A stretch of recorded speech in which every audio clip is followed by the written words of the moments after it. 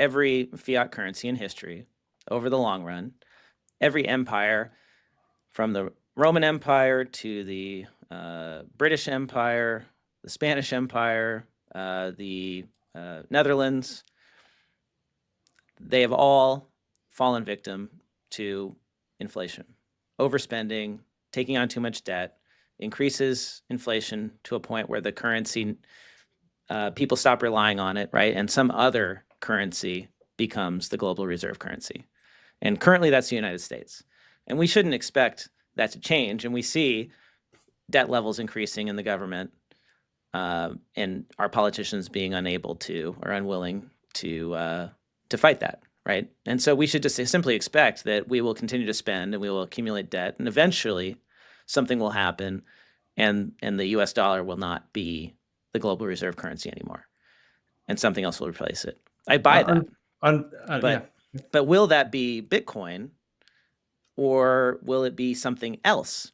Oh And no, I think it's the next. It's the next productive economy. It's the next place that other nation states can store value, right, right? Because right, right, that's right. why we're the world reserve currency, right? Is because that we have a safe, legally bound framework and markets, right, where other countries can invest their assets And for we've safety. got like a dozen aircraft carriers positioned around the world to And there, maintain our yeah, dominance.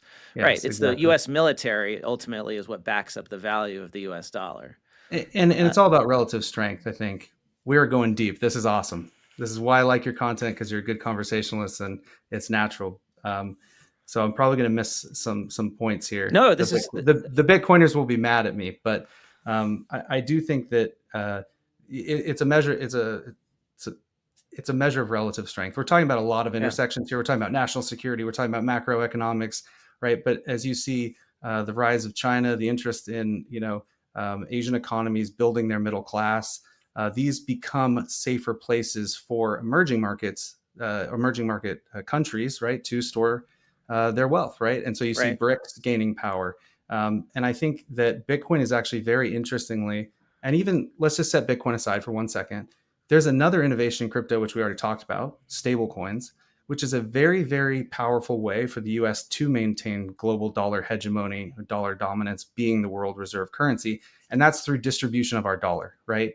And so this has been the history over the past 50 or longer years of euro dollar markets, right? We're essentially creating bridges for the dollar